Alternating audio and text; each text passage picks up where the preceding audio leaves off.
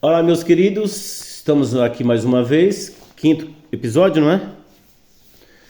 E antes de continuarmos, eu queria voltar um pouquinho no Gave Hotel. Quero corrigir o nome, que eu estava vendo o quarto episódio, eu estava revendo o que eu gravei, e eu falei, eu não vou apagar por causa disso, né? Não sei se minhas primas vão perceber, vão deixar um comentário no canal. O nome do hotel na Pitangueiras é Gávea Hotel e não Hotel das Gaivotas, mas enfim. E eu aproveitar, tem uma coisinha que eu deixei aí escapar, que é muito legal. Eu acho que eu nunca contei isso pra ninguém.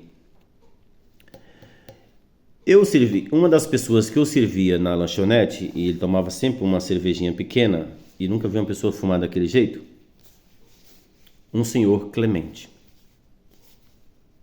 Mais de 70 anos na época ele tinha. Mais ou menos, não sei, 60. Não importa, era um senhor. Adivinha? Padrinho do Ayrton Senna, segundo ele me disse. Padrinho do Ayrton Senna, seu Clemente. Ele fumava 14 maços de cigarro por dia. Deixa eu lembrar a marca que ele fumava. Ele fumava Galaxy. Lembra do Galaxy? Ele fumava 14 maços de Galaxy por dia. Toda vez, cada cerveja que eu servia, trocava o cinzeiro. É um negócio incrível.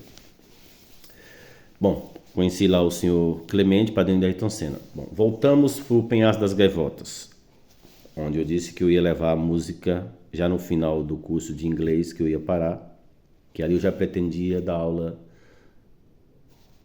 Eu falei, eu vou montar um negócio para mim. Eu já tinha umas coisas na minha cabeça. Eu trabalho no Penhasco das Gaivotas, era muito legal, um condomínio muito grande lá em cima, no Morro da Península, e eu tinha um rádio na recepção que eu ouvia minhas músicas, gravava as músicas, como eu falei, para levar para aula. Quando eu perdia a fita, enrolava lá, tinha que esperar dias para gravar aquela música de novo, se eu quisesse aquela mesma música. Foi lá que eu ouvi We For Doubt You, que eu achei linda.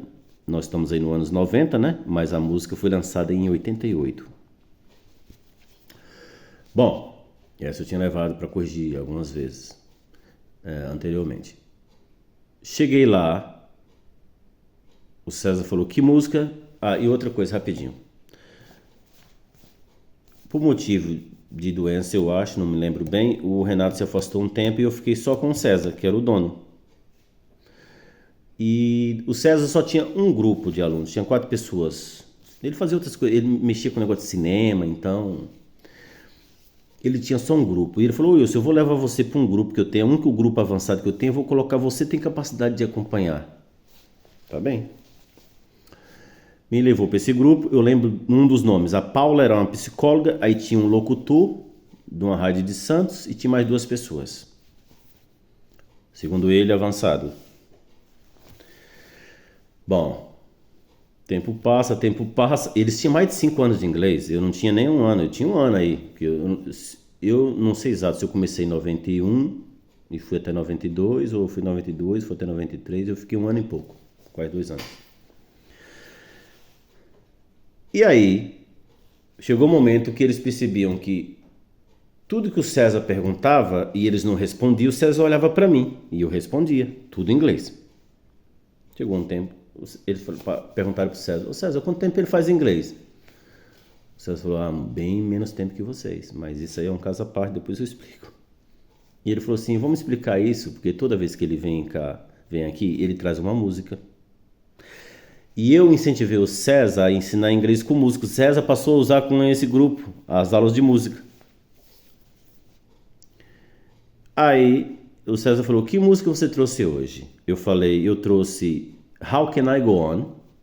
Como que eu posso seguir em frente? Que é a música do Fred Mercury com Montserrat Caballé.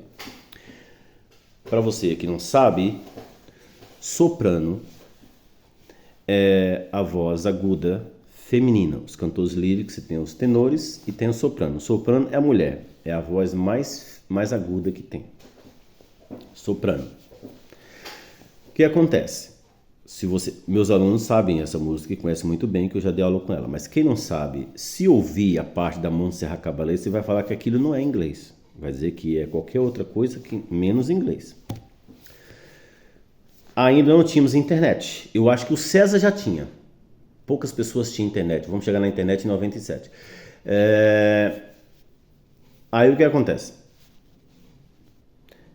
começamos a corrigir a música e chegou numa parte do Freddie Mercury que lembro da frase Over the way like I do, e o César falava, eu não escuto isso, e estava escrito no meu papel de lápis.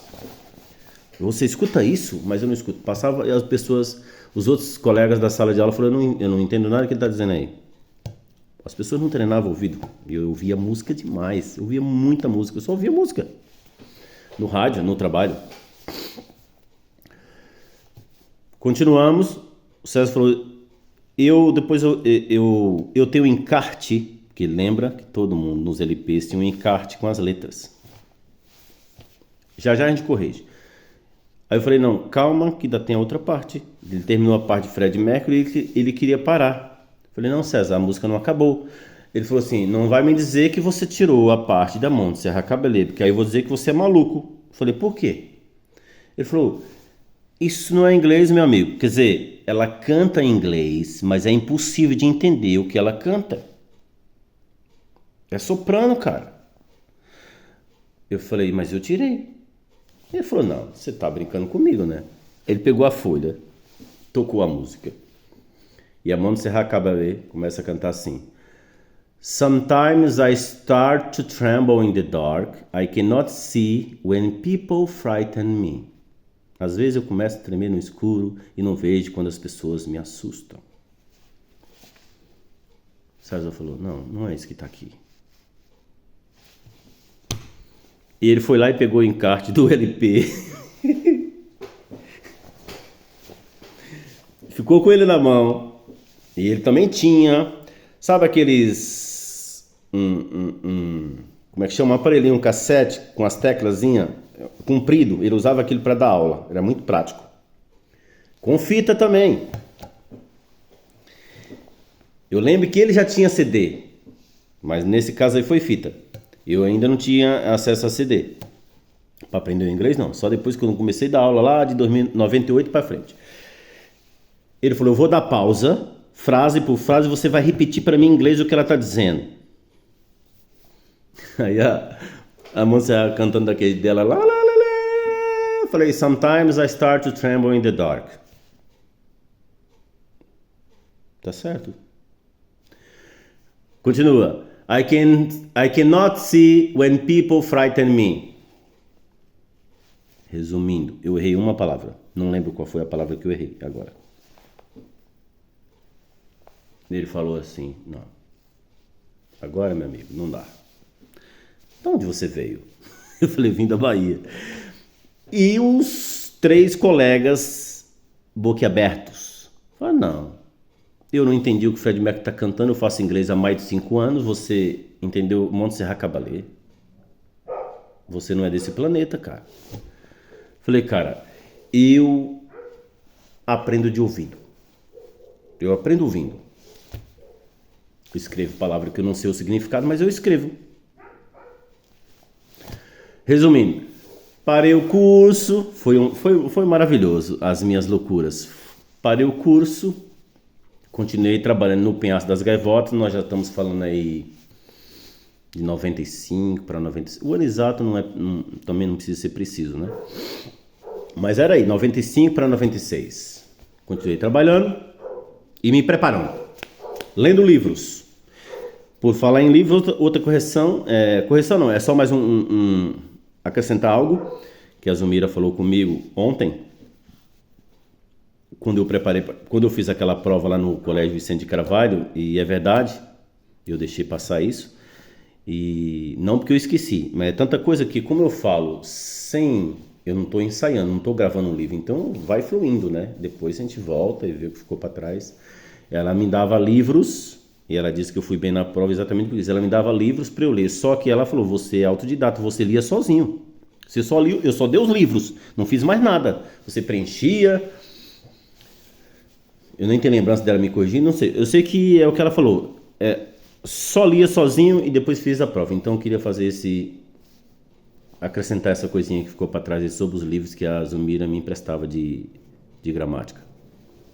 Bom, voltamos para o Penhasco das Gaivotas.